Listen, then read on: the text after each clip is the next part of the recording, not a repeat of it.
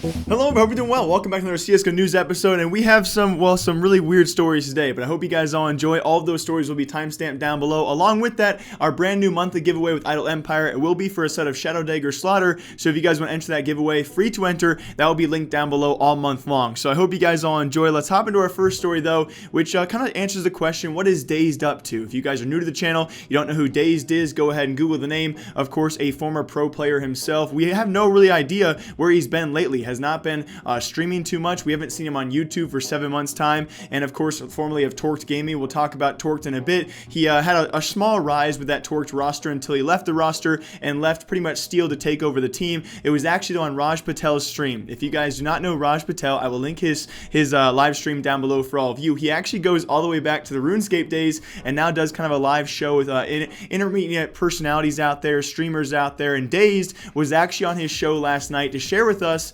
well, a bit of a controversial story. I would love to know what you guys think about this. I will link the clips down below for all of you, but here is former pro Counter-Strike player DaZed talking about the time he slapped a girl. Go and I have my hand like here, like on her face kind of, and put my thumb, and she's like about to suck on it, but instead of sucking on my thumb, she bites it really hard. And I was kind of drunk, so I just smacked the out of her, like way too hard. Like way too hard. She was that. What? That's like way too hard. I smacked her. And I don't know if you guys noticed, you can maybe replay the clip. The girl, even in the top left, you can hear her saying, I promise you she was happy about that. But that's apparently what DaZed is up to. Now, I thought, not even the worst part of the story. Of course, with context, it maybe makes a little bit more sense why he would say this live, though, on stream to thousands of people. Well, and not expected to be clipped. That's a question we will never answer. His reaction, though, on his own stream, he did stream for the first time in a while last night. Here was his reaction to this. And here's the part where it kind of just got, here's what he's been up to. what?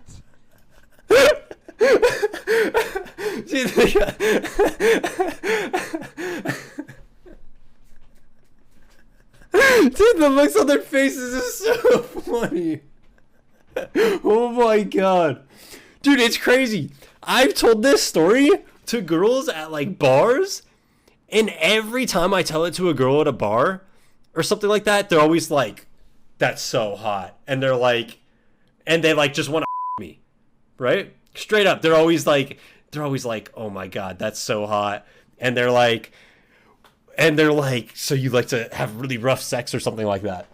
Straight up, every single time. These girls are like, oh my god. And yeah, I'll leave that out there for you guys to react to. Obviously, a lot of you guys probably have not watched his content. There's not been much to watch from the guy. Who knows what to expect from him in the future? Has he officially quit CS? It does seem very likely that we will not see him return anytime soon. But alongside that, actually, speaking of Torqued, guys, it was actually early in January we found out their logo had been jacked by an esports organization known as High-Tac Esports. Now, it's not actually a giant organization, but ironically enough, you go to their Twitter page, they still have the logo up. It was actually Steel taking to Twitter and calling them out for it. They're still using the logo to this day, and who knows doing what. Alongside that, ironically enough, it was actually Runtime GG who partnered with this High-Tac Esports organization. Who knows the exact extent of that partnership, but it was funny because the same team was also sponsored by Runtime GG, that being formerly Team Under Pressure, Seized, Hooch, alongside Starix, who are currently in the CIS Minor, are also sponsored by Runtime GG, who also sponsored the esports organization that stole the Torqued logo, which is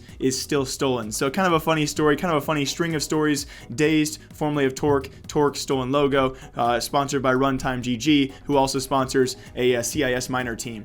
So that's where we're at currently for CSGO news. And also in very big news out there, according to several reports at a Warsaw announcement, it's actually Kinguin's organization shutting down entirely across all of their esports, including the CSGO team. I'll link the articles down below for all of you guys if you want to read through this, but it will be TaZ alongside the organization's former owner, apparently going to make a brand new esports organization. The roster yet to be announced, the name yet to be announced. It will feature TaZ and likely some of those Kinguin members currently on that roster, but who's going to be signed alongside them? That is the giant unanswered question going forward. That, of course, the reason why I put that on the thumbnail, we currently still have Neo and Pasha as free agents. That would, of course, if you guys have seen the success throughout Kinguin's history, especially throughout the late 2018 half, guys, in relegation matches, they earn themselves a Pro League spot, which is huge for the organization. Of course, that will be transferred over to the new organization, which we do not know the roster for currently, but Kinguin's rise was amazing to see. Alongside that, though, still losing crucial players. They lost Spiro to AGO, they lost Caper a couple months later. That roster is not complete, so expect some new signings alongside TaZ, and their new owner, the new organization, roster unannounced, team name not announced as well. They will have a CSGO team though. TaZ will be a part of it, and will he reunite with the former Virtus Pro roster? I would say it's certainly an option. We have not heard any hints from Pasha or Neo, although Pasha and Neo did clearly say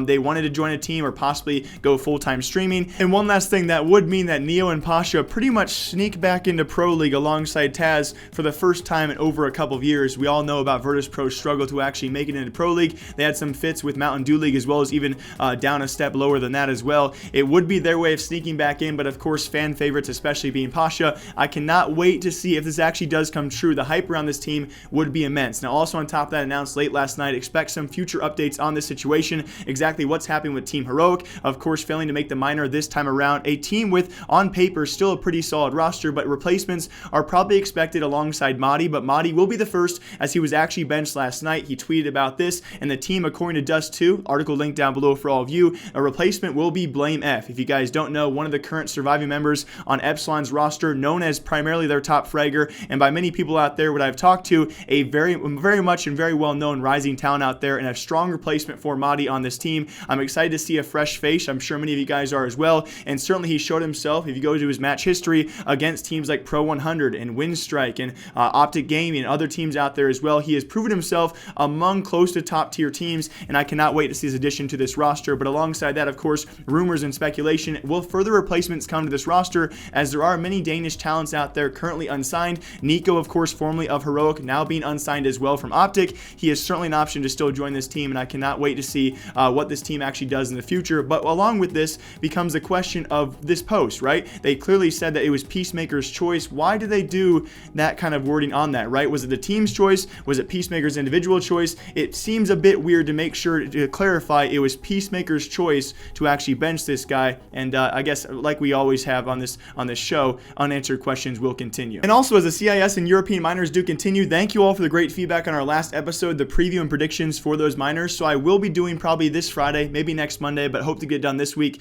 Of course, the preview and predictions for, that's going to be the North American and the Asian minors. So if you guys want to leave comments down below, I'm not going to change my predictions, but I'd love to see what you guys think about that. And thank you all for the great feedback, as this morning we've seen some pretty crazy things so far. We actually saw Wendigo take down North. They dominated them in Overpass. It was actually Valiant's taking down Mouse Sports in their best of one. We had Saman Gaming taking down Gambit. There are already a slew of upsets happening throughout the best of one opening matchups, and a lot of teams we favored, well, they're already in trouble. So some big things coming. As always, my name is Jake. I hope you guys all enjoyed, and I will see you back here hopefully tomorrow or sometime soon. And until then, bye.